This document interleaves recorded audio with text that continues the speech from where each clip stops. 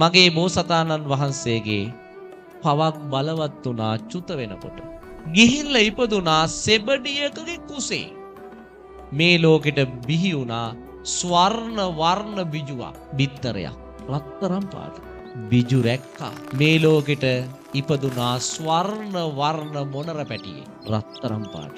ඉඩෝරයක් ආවා. වතුර නැහැ.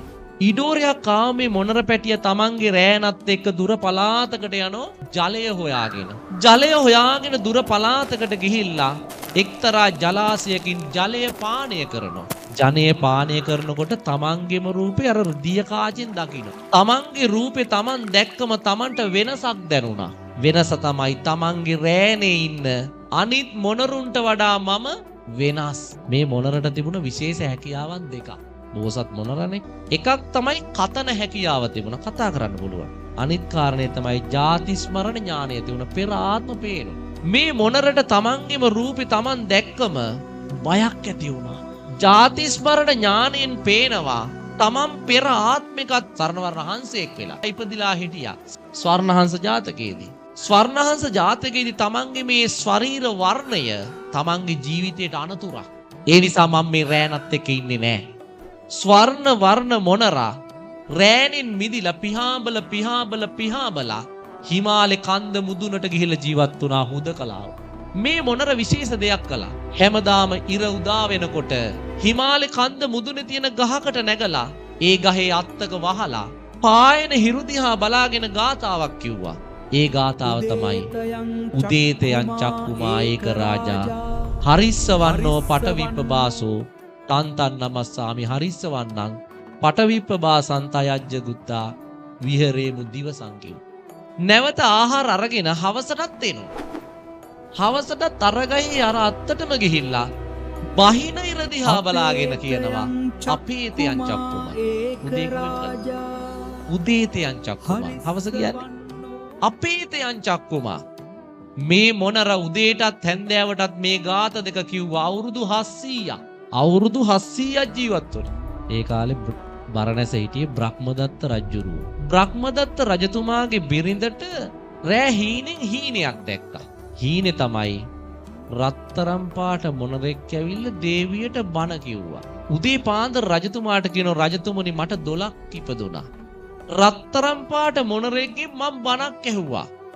ඒක තමයි මගේ 12. අනේ රජතුමනි මට ස්වර්ණ වර්ණ මොනරෙක්ගෙන් බණ අහන්න සලස්වන්ට කිව්වා.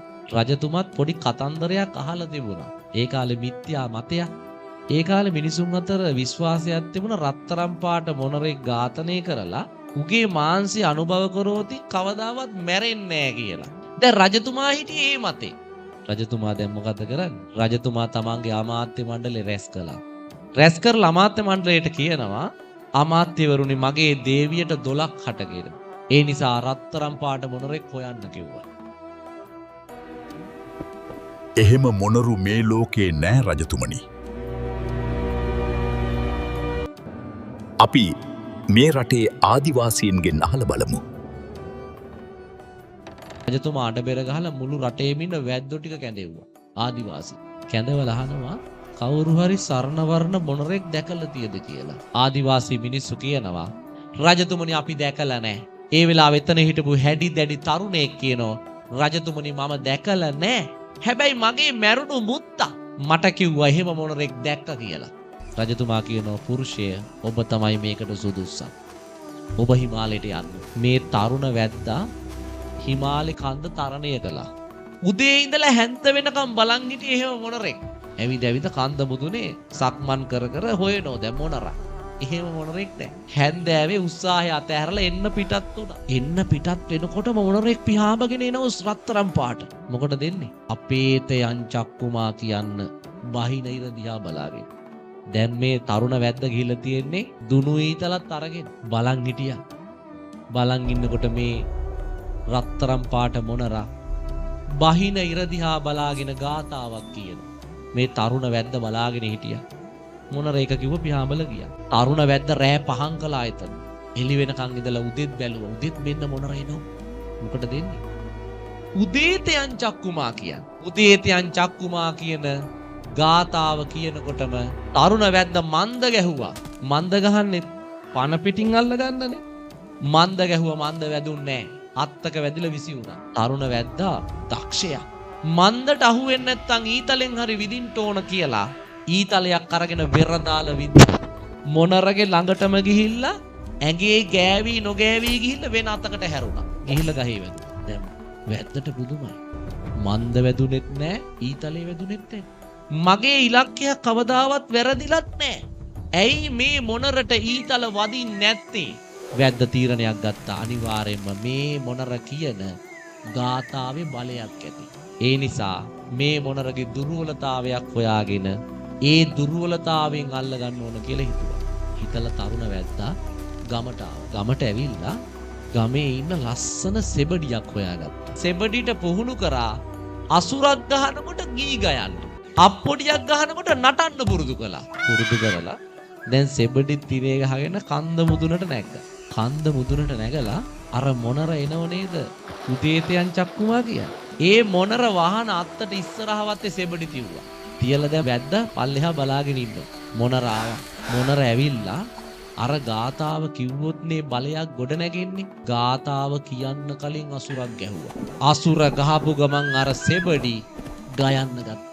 සෙබඩි ගයනකොට අවුරුදු 700ක් රැකගෙන හිටපු බබසර කැඩුනා. අර සෙබඩිගේ ළඟට පිහාඹල ගියා. පිහාඹගෙන යනකොටම අර වැද්ද අප්පොඩියක් ගැහුවා. දැන් සෙබඩි නටනවා. සෙබඩි නටනකොට මොනරට තවත් බබසර කැඩුනා. බබසර කැඩුණු මොනරට මන්ද ගැහුවා. ජීවග්‍රාහීව අල්ලගත්තා. අල්ලගෙන ස්වර්ණ වර්ණ මොනරා කිහිල්ල ගහගෙන බ්‍රහ්මදත්ත රජතුමාගේ ළඟට බොහොම උජාරුවට යනවා දැන් තරුණ වැද්දා. රජතුමාගේ ළඟට ගිහිල්ලා රජතුමා කියනවා දේවියගේ 12 මතකයි. දැන් රජතුමාට මතක සදාකාලිකව ජීවත් වෙන්න මේ මොනර මරලා මාංශය භුක්ති විඳින්න.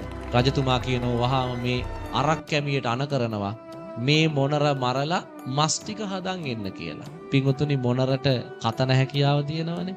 මොනර කියනවා රජතුමාට රජතුමනි මගේ මාංශය භුක්ති විඳින ඔබ සදාකාලිකව ජීවත් වෙනව නම් සර්ණ වර්ණව ඉපදුණු මම මරන්න කොහොමද? සදාකාලිකව ඉන්නව නම් ඉන්න ඕනේ සර්ණ වර්ණව ඉපදුණු මමනේ. මේ සර්ණ වර්ණ මොනරා රජතුමාටත් බිසවටත් බණ කිව්වා.